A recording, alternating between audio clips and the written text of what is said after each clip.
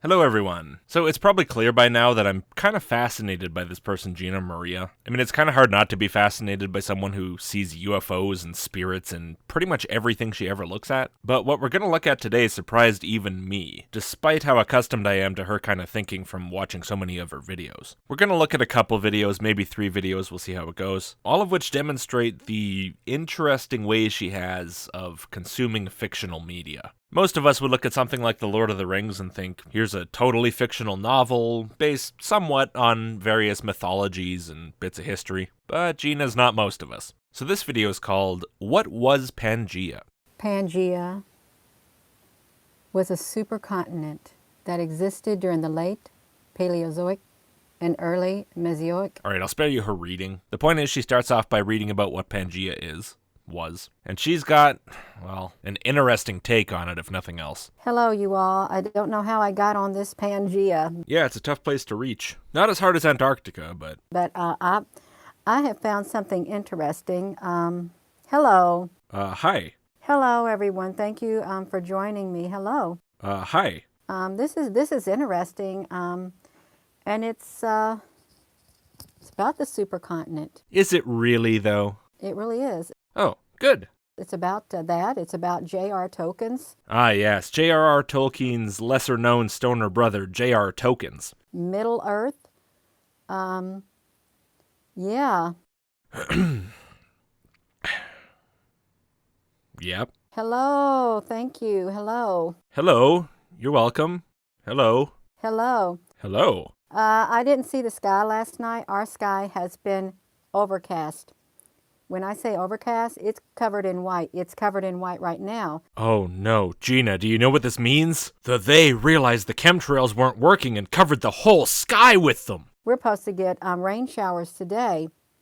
So tonight, we're not going to see nothing. We ain't going to see nothing tomorrow either because of, we don't get to see shooting stars where I'm at here in Salem, Indiana, because they keep that sky covered completely. Oh, Jesus Christ. I didn't even know that was coming up. I was joking. So I can't take no pictures.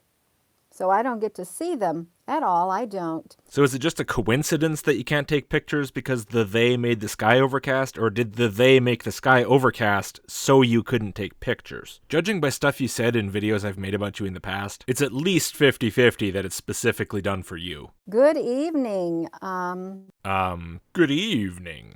Good evening, good afternoon, good morning, good day. And in case I don't see you, good afternoon, good evening, and good night. Yes, they are covering the sky. So Pangaea. Oh, right. This was about Pangaea. I was starting to forget that. So you all have heard about the continent of Pangaea and how it broke up. I learned about it in elementary school. It was part of our curriculum that we had to learn about in history was Pangaea. Right here. And you can see it was a supercontinent that existed during the late Paleozoic and early Mesozoic. Oh, we just did this. Well, that's what they tell us. And Earth's history is only, 6,000 years. That's what the biblical history goes back to 6,000 years. But you know what was really interesting? Hello. Hello. It's cloudy outside. Hello. Yeah. Yep. What was really interesting, if you were to, I'm sure there are some J.R. Tolkien people who have read every single book and watched every single movie. That is interesting. I could never get past that second Hobbit movie. Least efficient dragon ever. With the hobbits and all of that, I think there was truth in that. I really think there was truth in the J.R. Tolkien history and of Middle Earth. Now just look at this, you all. You can see this. The 2 lamps of Arda. Okay, so that's the springs of Arda.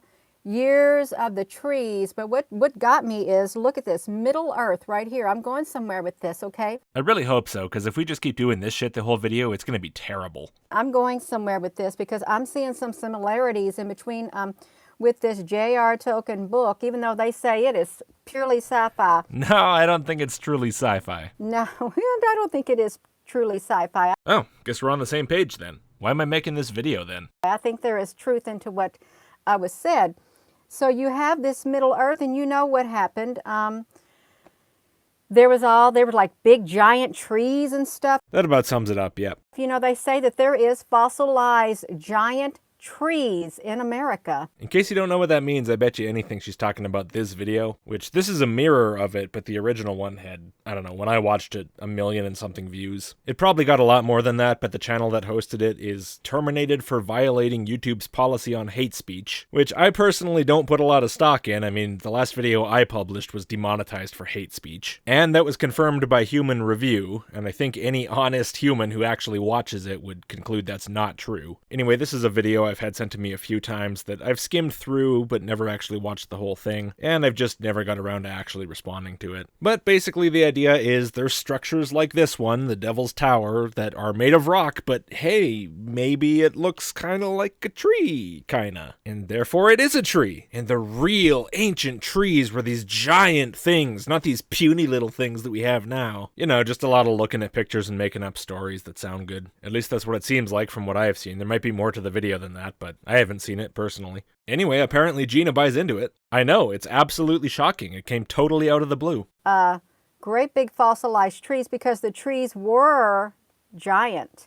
But see, we don't know that history of that because they're not telling us. You know, we have the giant sequoias in California. She mentions that and then immediately moves on, but I still think she's talking about the giant silicon trees from that video. It's possible she means that they just aren't telling us that there are big trees in California, but I kind of doubt it. I think she's talking about the other ones and then just randomly bringing up giant sequoias for no reason that I can discern, and probably not one that she understands herself. So yeah, and dinosaurs. So look in here.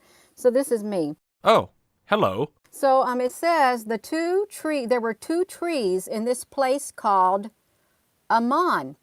And you see right here, the earth is flat here, okay? By golly, that's even better evidence than the map at Disneyland. This was a nice place. Yeah, if you listen to the they's propaganda. You know they only say that to promote tourism, right? The two trees of Valinar, they had two trees. Wait a second. There's two trees there, and in this video about the giant silicon trees, there's... Let me count. 1, 2, 3. You know what? I'm not counting all these. To do that, I pretty much have to go through the whole video. Pick out which ones are duplicates, figure out which pictures the guy's actually saying are trees. That's not worth my time. What I'm going for is a joke about how she says, hey, there were two trees. And also there's this video about giant trees, in which I would say he shows at least probably 10, and over the course of an hour and 20 minutes, probably more than that. J.R. Tolkien screwed it up again. I can admit when a joke's not good enough to be worth investing my time into. Okay, so I thought, okay, why did they have two trees in this Amman place?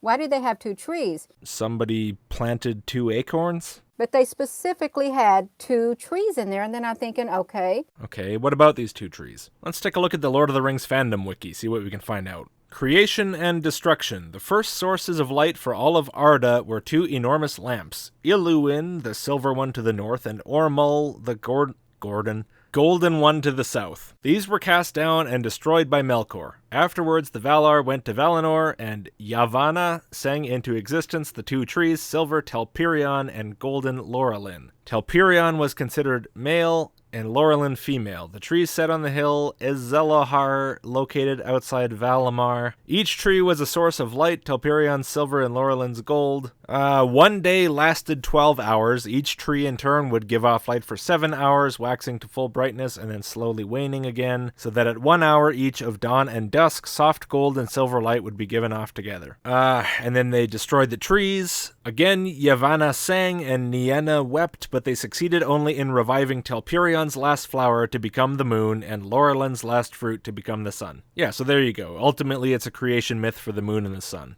And that'd be why there's 2 of them. Final answer. What about these 2 trees? Because it reminds me of the 2 trees that were put in the Garden of Eden, the tree of knowledge of good and evil and the tree of life. Having read that just now, I have no idea how they remind you of that. Is it just the fact that there's 2 of them? I mean, the number 2 isn't exactly uncommon, and neither are trees. See, there's similarities right there. The tree of knowledge in a biblical, the tree of knowledge in the Garden of Eden, and the tree of life in the Garden of Eden. No, that's a similarity, not similarities. There's 2 in this story and 2 in that story. That's the only similarity. As far as I'm aware, neither of these trees grants the knowledge of good and evil. In fact, from the sounds of it, the only thing they really grant is light. Okay, so they have those 2 trees there, And yet they have these two trees here in Amen. Amazing. How could it even be possible? You know what, though? Forget whether these trees actually line up symbolically in any way with the tree of the knowledge of good and evil and the tree of life, because that's not even really important here. If Tolkien had literally said, in this place there grew the tree of the knowledge of good and evil and the tree of life, well, the dude was a Christian. And even if he wasn't, all it would mean is he used Christian symbolism. I really don't understand what you're trying to establish here. Like, hey, Christian symbolism shows up in a story written in England in the 20th century. You don't say. And if you go down here, Amen, it was a continent in Middle Earth.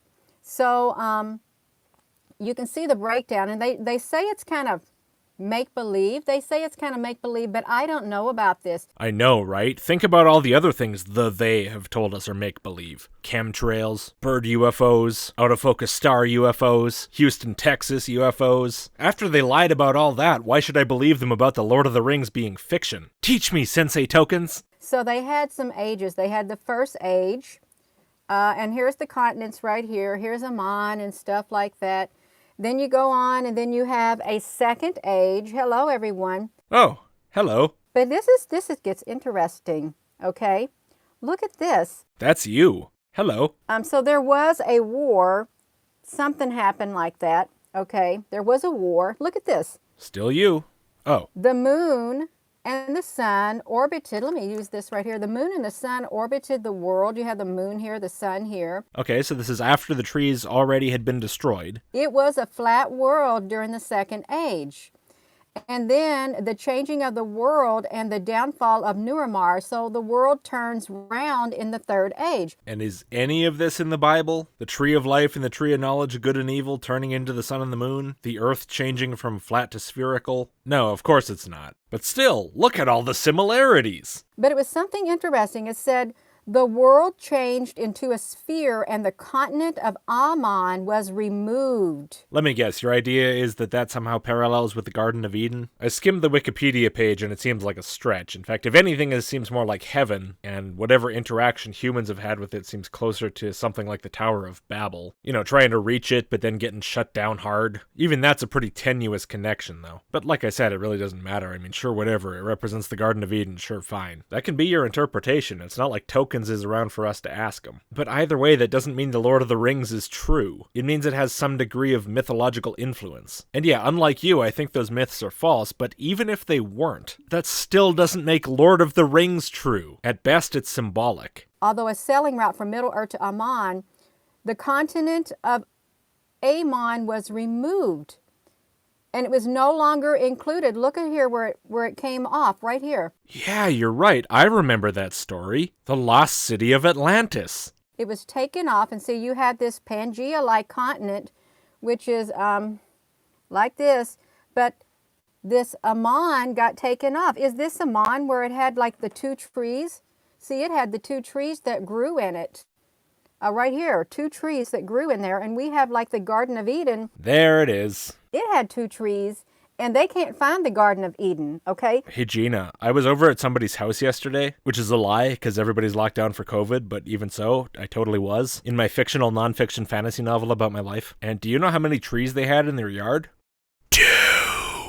They must be religious people trying to use their yard to symbolically represent the Garden of Eden. Stunning analysis, Gina, really top tier. It might have been a bit better if you'd read the source material, or at the very least read the Wikipedia page about the trees. But hey, D for effort. What is the chances of having this J.R. Tolkien's Middle Earth? J.R. Tolkien is my favorite hobbit. And this place called Aman, with the two trees, and then something happens, a battle occurs, and that is removed. What do you mean, what are the chances? I guess the chances of someone coming up with that are about the same as the chances of someone coming up with any other arbitrary fantasy idea? Or do you mean because it's so similar to the Garden of Eden? How there were two trees, and then there was a battle in the Garden of Eden, and then the Garden of Eden was removed. If that doesn't sound familiar to you, educate yourself. Read Genesis. It is no longer part of this. And you know, there were people who said, oh, it's all make-believe, he's making it up.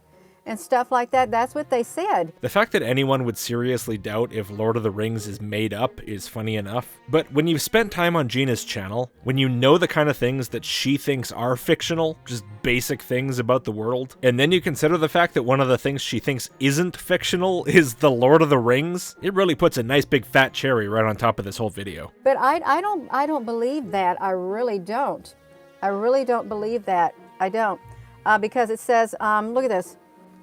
It says Valinor, the land of Valar, they said it's a fictional location. Is it fictional? I don't know about it. Hey, you can't prove Valinor's not real, so why shouldn't I believe it? Worst case odds, either it exists or it doesn't exist. That's 50-50. In the realm of Valar, on the continent of Aemon, far to the west of Middle-earth. Okay. Okay then. And they say that it's make-believe, but I don't know about that. I really don't know about that. I don't, because it seems kind of strange, okay? It really does. You like this? I like it too, and it's... All right, now she's getting distracted by her clothes, and anyway, we've pretty much covered everything important here. Anyway, I would have liked my video to be a bit longer here, but I gotta stop it when it feels right. And now feels right. Now, I said I was gonna look at multiple videos from Gina, and that's exactly what I'm gonna do, because she really does have multiple videos that I find weird in a very similar way to this. But until then, thank you all very much for watching. Before you go, please do give the video a like and click subscribe if you haven't. Many thanks as always to my supporters on every platform, and to the thousands of people who've signed up to my email list at list.logicked.com, and I'll see you next time.